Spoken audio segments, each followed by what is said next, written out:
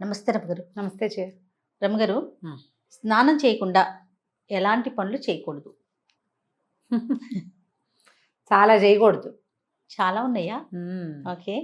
చాలా చేయకూడదు అంటే ఏమేం చేయకూడదు చూద్దాం. సినిమాటిక్గా కొన్ని వ్యవహారాలు నడుస్తుంటాయి జయ. ఊళ్ళల్లో ఓ రకం చాలా పనులు అయ్యాక కానీ ఊళ్ళో కొన్ని కొన్ని కొన్ని కమ్యూనిటీస్లో స్నానాలు చేయరు. వంట కూడా అయిపోతుంది, తర్వాత స్నానం చేస్తారు. కొన్ని చోట్ల తెల్లవారుగానే స్నానం చేస్తారు. తెల్లారగానే స్నానం చేసేస్తే వాకిళ్ళు ఉడ్చుకోవాలా, ఇల్లు ఉడ్చుకోవాలా, స్నానం చేశాక ఇల్లు ఉడవటము, బట్టలు ఉతకటము అవన్నీ చేయాలంటే ఒక చికాగ్గా ఉంటుంది కదా. పొద్దుటి పూట కొన్ని ప్రత్యేకమైన పనులు, వాకిలి ఉడిచి ముగ్గేసుకోవటం, వాకిలి ఉడిచి ముగ్గి నీళ్ళు చల్లటం, లేదా వాకిలి వరండా కడుక్కోవటం. పని మనిషి చేస్తుంది అనుకో, బాధే లేదు, పనమ్మాయి వేస్తుంది, ఎప్పుడో చేసేస్తుంది, ఓకే. లేకపోతే మనమే చేసుకోవాలంటే వాకిలి ఉడిచి ముగ్గేసుకోవాలి, నిద్ర లేవగానే బ్రష్ చేసుకోవాలి. ఈ బ్రష్కి ముందా వెనక అనేది మీ చాయిస్. వాకిలి కడుక్కోవటం దానికి బ్రష్ తోటి సంబంధం ఏం లేదు.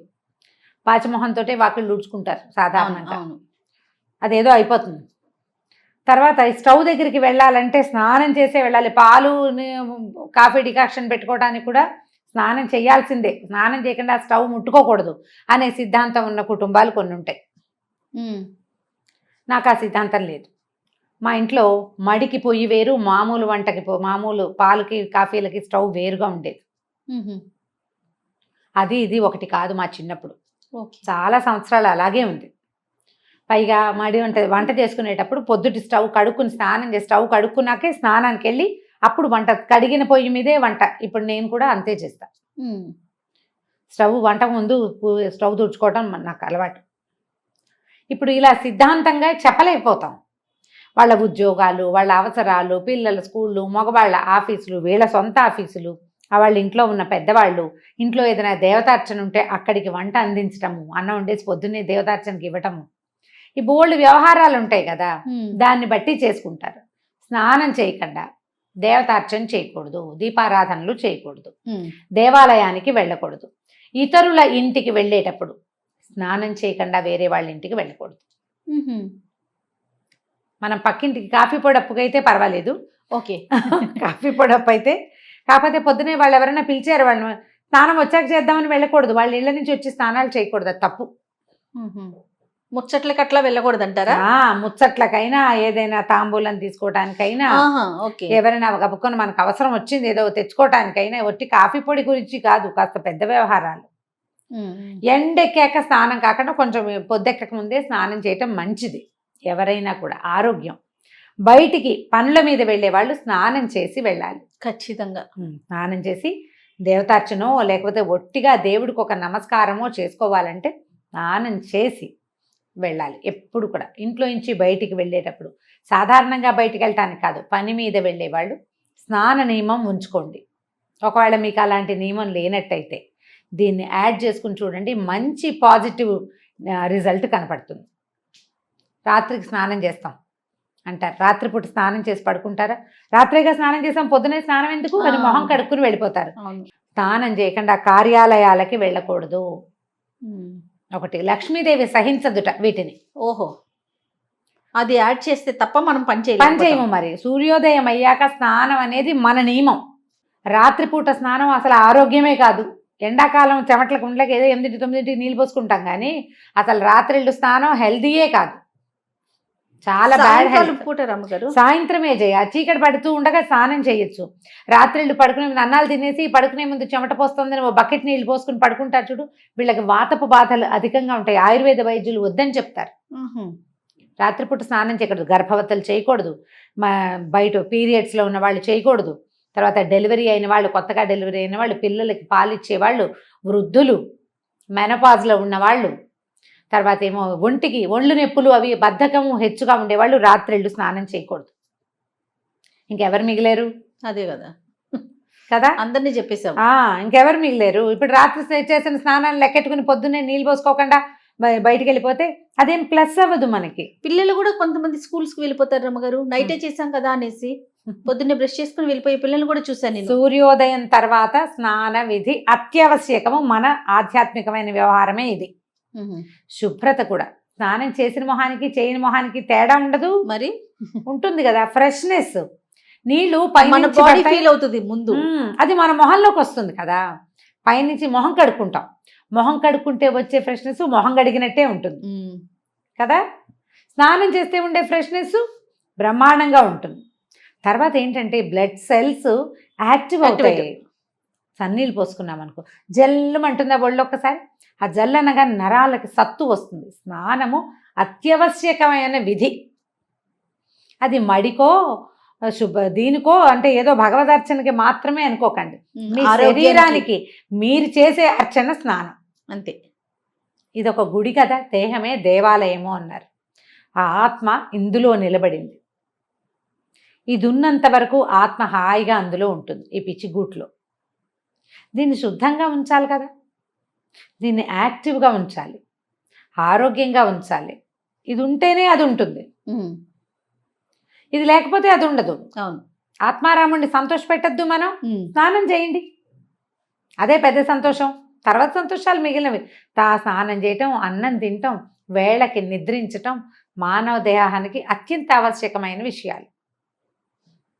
కాబట్టి పూజ చేసుకోవాలి పొద్దున, దేవతా నమస్కారం చేసుకోవాలి పొద్దున్నే. మనకి విధులు చెప్తారు. మన కార్తీకము, మాఘము, వైశాఖ మాసం ఉదయకాల స్నానాలు. ఉమ్. కనీసం ఆ 3 నెలలు 2 నెలలని చేసేయడమంటారా నాయన అని ఇలాంటి వాళ్ళు ఉన్నారండి. ఆ 2 నెలలు ఖచ్చితంగా పెట్టారు. ఈ నిత్య స్నానమే కాకుండా అప్పుడప్పుడు నదీ స్నానాలు, సముద్ర స్నానాలు కూడా పెట్టారు. తీర్థ స్నానాలు, ఎక్కడికైనా వెళ్తే, ఏ తిరుమల వెళ్ళాం అక్కడ చక్కగా తీర్థంలో స్నానం చేయటం, ఎక్కడికో వెళ్తాం, కంచికో కాశీకో వెళ్తాం, అక్కడ గంగా నదిలో నదీ స్నానం ఎంత మంచిదో అది. ఉమ్.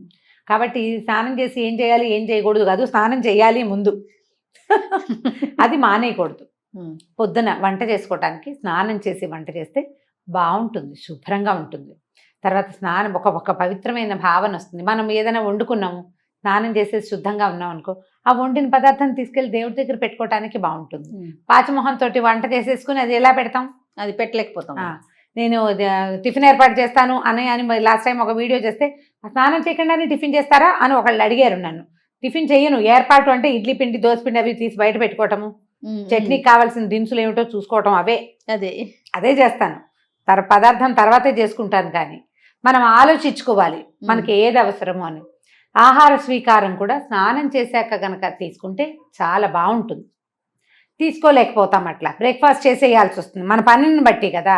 పొద్దున్నే చేసేయాలి, షుగర్ ఉంది, స్నానం చేశాక ఇవన్నీ దేవుడికి ఇవన్నీ చదువుకుని టిఫిన్ తినేసరికి లేట్ అయిపోతుంది, టాబ్లెట్లు వేసుకుంటారు. పాపం వాళ్ళకి తప్పదు కదా, పెద్ద వయసు పెద్దవాళ్ళకి తప్పదు, ప్రెగ్నెంట్ లేడీస్కి వాళ్ళకి కూడా తప్పని పరిస్థితిని పక్కకు పెట్టండి.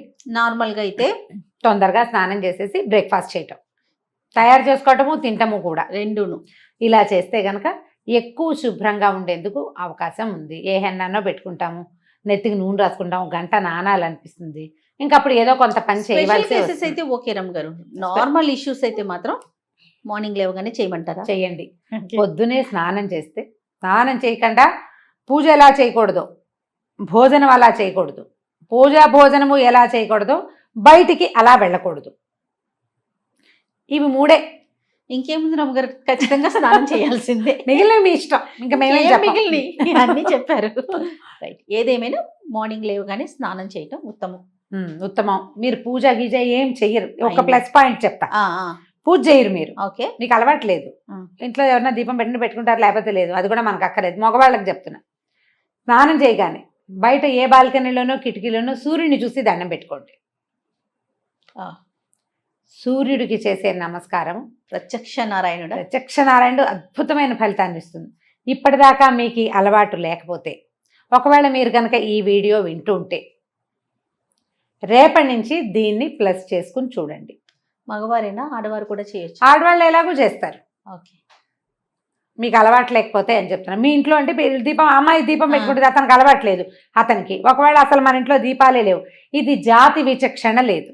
ప్రతి ఒక్కరు అసలు పూజలు గీజలు చేయరు, వీరేదో ప్రార్థన చేసుకుంటారు, మీ విధానాలు మీకున్నాయి.